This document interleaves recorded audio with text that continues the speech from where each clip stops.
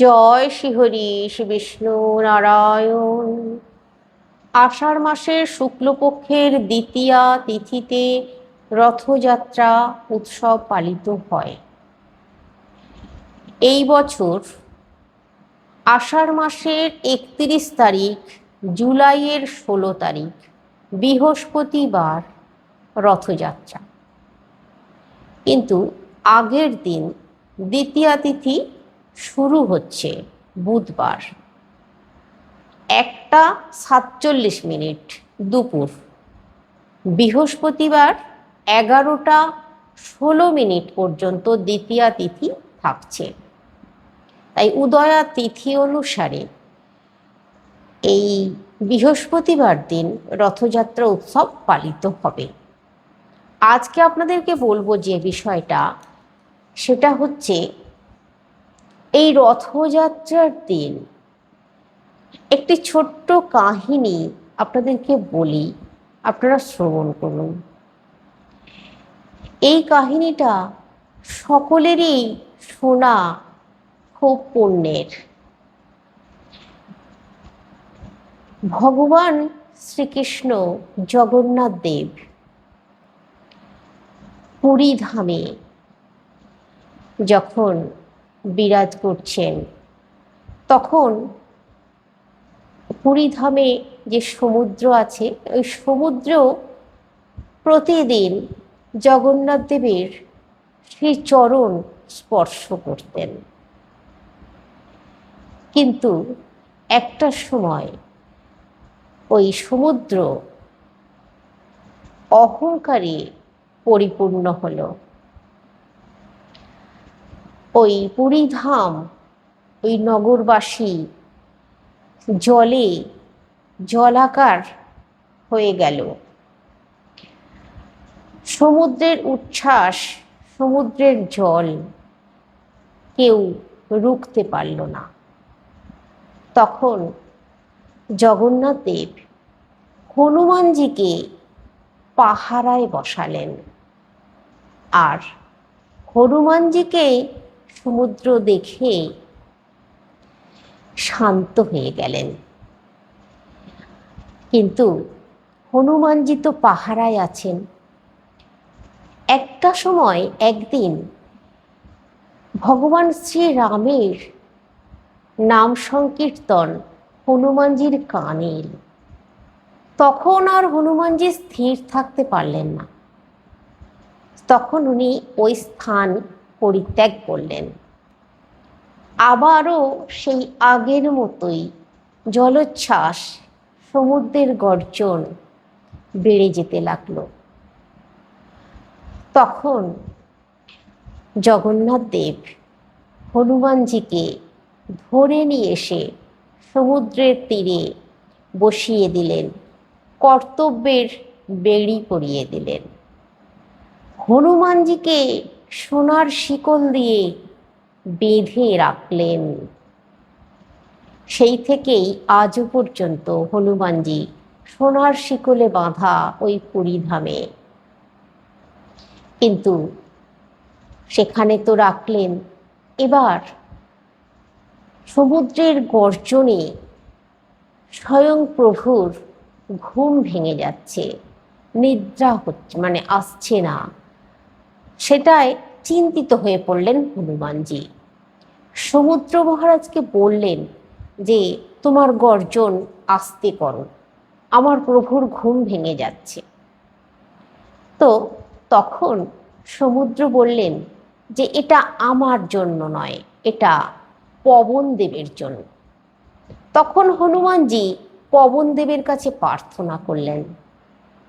পবন দেব তখন বললেন যে আমার বয়ে যাওয়া কাজ, এটা তো আমাকে করতেই হবে, তবে তোমার অনুরোধে আমি বিপরীত দিকে বইব।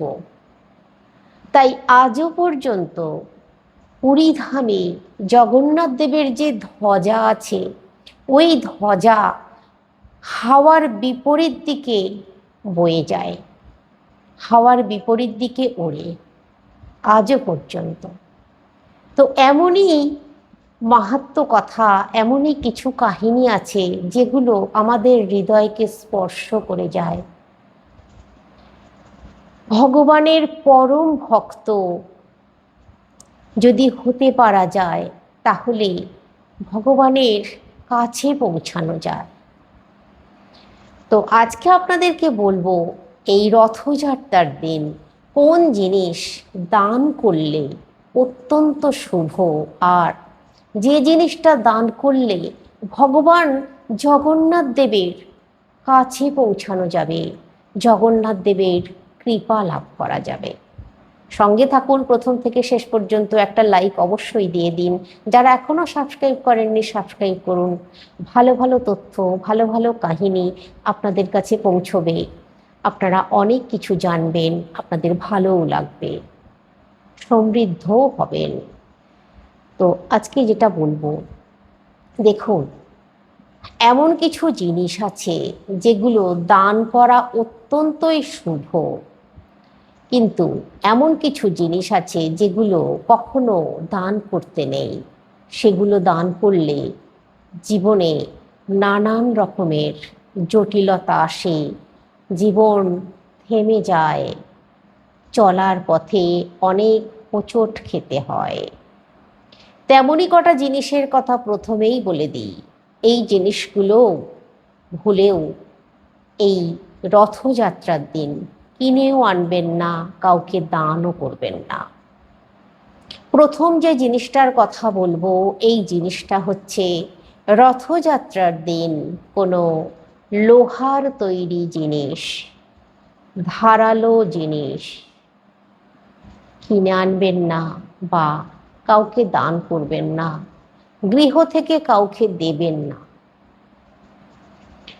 এবার দ্বিতীয় যে জিনিসটার কথা বলবো, সেটা হচ্ছে স্টিলের কোনো বাসন, প্লাস্টিকের কোনো বাসন বা কোনো জিনিস কাউকে দেবেন না।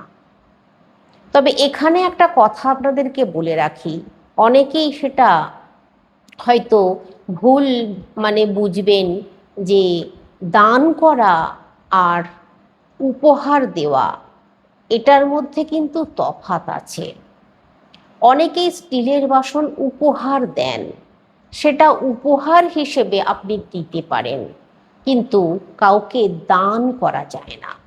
মনে করুন আপনার বাড়িতে কোনো ভিক্ষুক এসেছে, তাকে স্টিলের বাসনে খেতে দিয়েছেন, আর সেই স্টিলের বাসনটা তাকে দান করে দিলেন আর নিলেন না, এটাকে দান করা বলা হয়। এটা করবেন না, স্টিলের বাসন দান করবেন না। স্টিলের বাসন দান করলে কি হয় জানেন?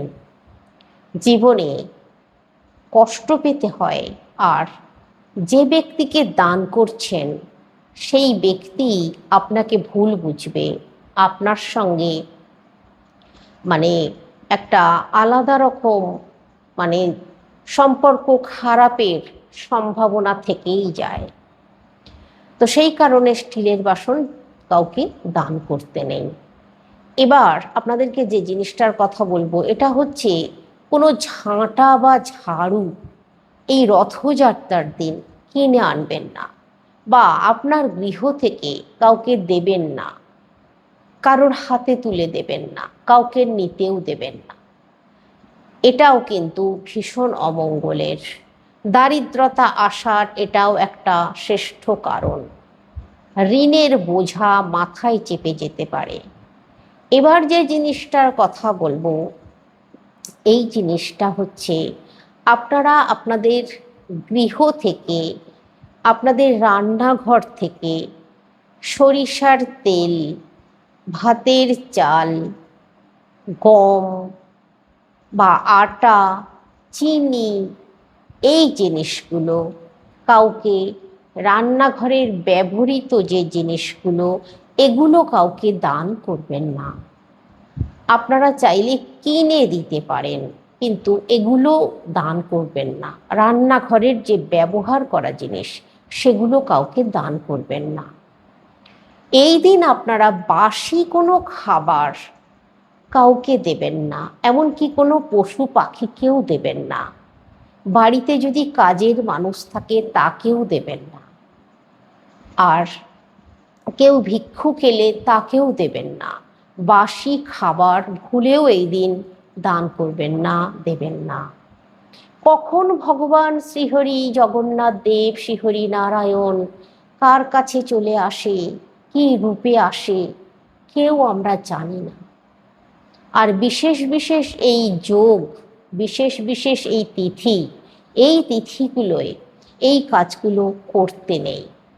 আমাদের অজান্তেই আমরা অনেক অপরাধ করে ফেলি, আমাদের পাপ লাগে।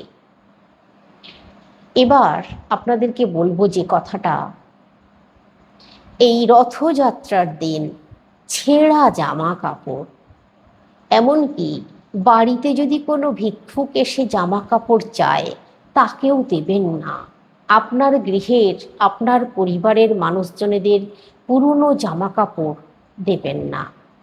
আপনি যদি কিনে একটি বস্ত্র এই দিন দান করতে পারেন, সব থেকে শুভ, জগন্নাথ দেবের কৃপা লাভ করবেন। এই রথযাত্রার দিন বস্ত্র দান করা অত্যন্ত শুভ। যিনি বস্ত্র পরতে পাচ্ছেন না তাকে একটি বস্ত্র দান করুন। আর এই রথযাত্রার দিন কাউকে যদি ছাতা দান করতে পারেন, অত্যন্ত শুভ।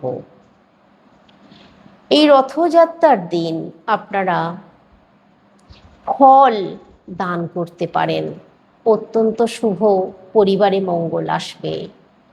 এই রথযাত্রার দিন আপনারা একটা কাজ করুন, এই বিশেষ একটি জিনিসের কথা বলছি, সেটা যদি আপনারা দান করতে পারেন কোনো মন্দিরে, তাহলে আপনাদের জীবন থেকে যত রকমের দুঃখ, জ্বালা, যন্ত্রণা আছে সমস্ত জুড়াবে।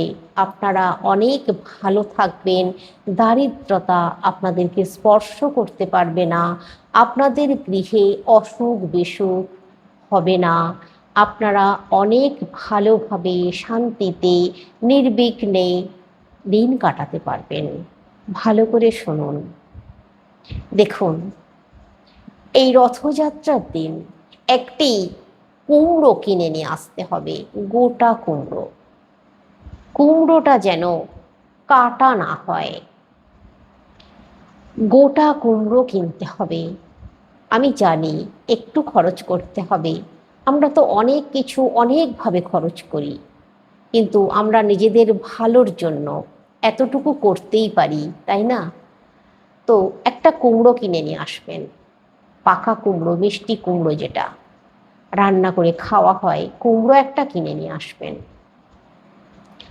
আর কুমড়ো আর একটি ছাতা, তার সঙ্গে কিছু দক্ষিণা রাখতে পারেন। আর যদি ছাতা কেনা সম্ভব নয়, আমি বলছি না ছাতা কিনতেই হবে, একটি কুমড়ো কিন্তু অবশ্যই কিনে নিয়ে আসবেন। আপনারা এই কুমড়ো সাথে একটু আতপ চাল আর 21 টাকা অবশ্যই দেবেন।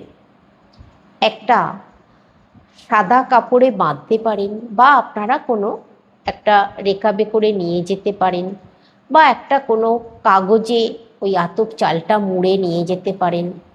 আপনাদের যেরকমভাবে নিয়ে যাওয়া সম্ভব আপনারা নিয়ে যাবেন। কোথায় নিয়ে যাবেন?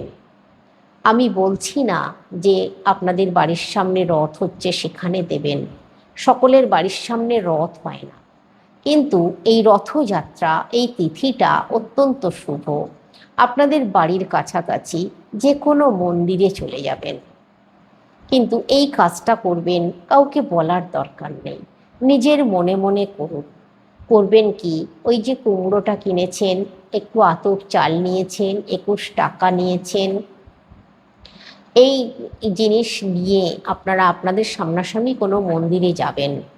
তবে এই কাজটা আপনারা একটু সকাল সকাল করবেন, খুব সকাল সকাল করে ফেলবেন।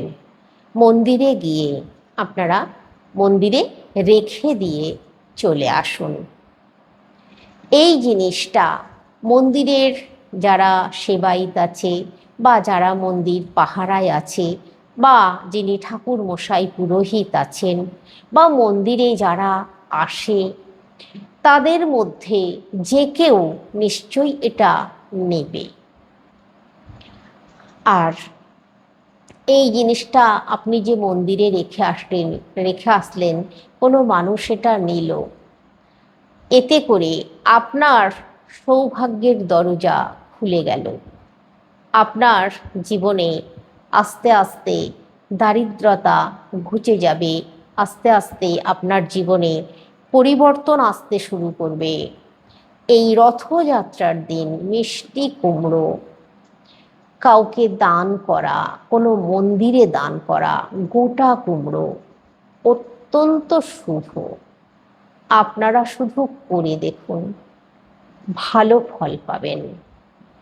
কিন্তু মনে রাখুন, এই রথযাত্রার দিন, এই যে শুভ দিনে এই জিনিস আপনারা দান করতে যাচ্ছেন, মন্দিরের মতো জায়গায় আপনারা দান করছেন, তাই আপনাদেরকে এই দিন অবশ্যই নিরামিষ খেতে হবে। আর সকাল সকাল স্নান সেরে শুদ্ধ বস্ত্র পরে মন্দিরে যেতে হবে। মন্দিরে গিয়ে এই জিনিস রেখে আসবেন। আর যদি সম্ভব হয়, মন্দিরের ঘণ্টা 3 বার নাড়িয়ে দিয়ে আসবেন। যে মন্দিরে যাচ্ছেন সেখানে যে দেবতা আছেন সেই দেবতাকে স্মরণ করুন, নিষ্ঠা ভক্তির সঙ্গে প্রণাম করে আসুন। দেখবেন বছর ঘুরবে না, আপনি আগের থেকে অনেক ভালো জায়গায় পৌঁছে যাবেন। আপনার গৃহে আয় বৃদ্ধি হবে, আপনার গৃহের মানুষজন সুস্থ হতে শুরু করবে, আপনি অনেক ভালোভাবে দিন কাটাতে পারবেন। এই কাজটা নিষ্ঠা ভক্তি নিয়ে, বিশ্বাস নিয়ে করুন। আজকে কমেন্টে লিখুন জয় জগন্নাথ, জয় জগন্নাথ।